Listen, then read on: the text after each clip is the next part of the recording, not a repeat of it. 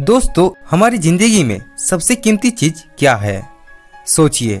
पैसा, शोहरत, रिश्ते? नहीं, सबसे कीमती चीज है समय। लेकिन अफसोस ये है कि हम इसी को सबसे ज्यादा बर्बाद करते हैं। आज मैं आपसे दिल की बात करने वाला हूँ, ऐसी बात जो अगर आपने समझ ली तो आपकी जिंदगी का रुख बदल जाएगा।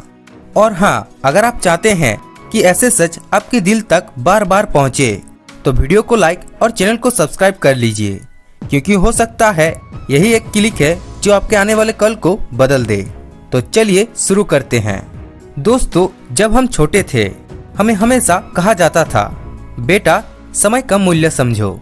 लेकिन सच तो यह है कि उस वक्त हमें इसका मतलब ही समझ नहीं आता। हम सोचते थे जिंदगी बहुत लंबी है, बहुत वक्त है।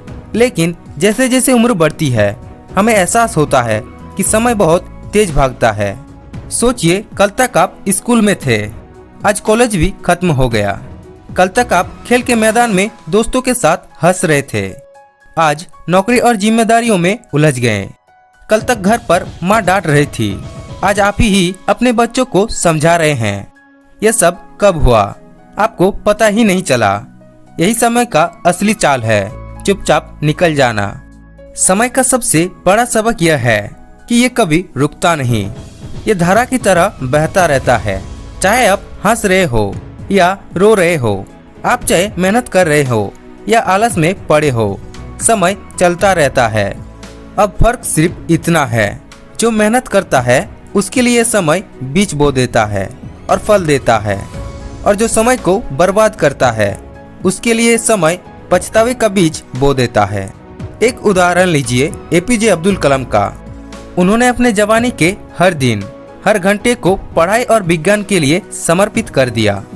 आज पूरा भारत उन्हें मिसाइल मैन और जनता के राष्ट्रपति के नाम से जाना जाता है, क्योंकि उन्होंने समय को हल्के में नहीं लिया। अब जरा सोचिए उस इंसान की जो हर रोज कहता है, कल से मेहनत करूंगा, कल से पढ़ाई करूंगा, कल से जिम जाऊंगा, लेकिन उसका कल कभी आता ही नहीं। और जब तक आंख खुलती है तब तक वक्त निकल चुका होता है। दोस्तों, एक अमीर आदमी और गरीब आदमी दोनों के पास 24 घंटे ही होते हैं, लेकिन फर्क कहाँ पड़ता है? फर्क पड़ता है सोच में, इस्तेमाल में और प्राथमिकताओं में। जो इंसान समय को पैसों की तरह खर्च करता है वो धीरे धीरे अमीर बन जाता है, और जो समय को फिजूल गवाता है उसकी जिंदगी पीछे छूट जाती है। दोस्तों, मैं आपको एक कहानी सुनाता हूँ। एक गांव में दो लड़के रहते थे। दोनों के पास दिन में बराबर वक्त था। पहला लड़का सुबह उठकर खेती करता, माँ बाप का हाथ बांटता, पढ़ाई करता, और दूसरा लड़का दिन भर आलस करता, गली मोहल्ले में घूमता रहता और कहता, अभी तो जिंदगी पड़ी है। 20 साल बाद पहला लड़का गांव का सबसे सम्मानित किसान बना, जिसके पास खूब जमीन जायदाद थी। और दूसरा लड़का वही गली कूचों में घूमता रहा, दूसरों से उधार मांगता रहा। दोनों के पास समय बराबर था, लेकिन फर्क उनके इस्तेमाल ने डाला। दोस्तों, समय का सही इस्तेमाल करना यानी जिंदगी को सही दिशा देना। ये पैसा नहीं है कि खो गया तो वापस मिल जाएगा। ये रिश्ते नहीं है कि टूटे तो सुधर भी सकते हैं। ये समय है जो एक बार चला गया तो कभी वापस लौट कर नहीं आता।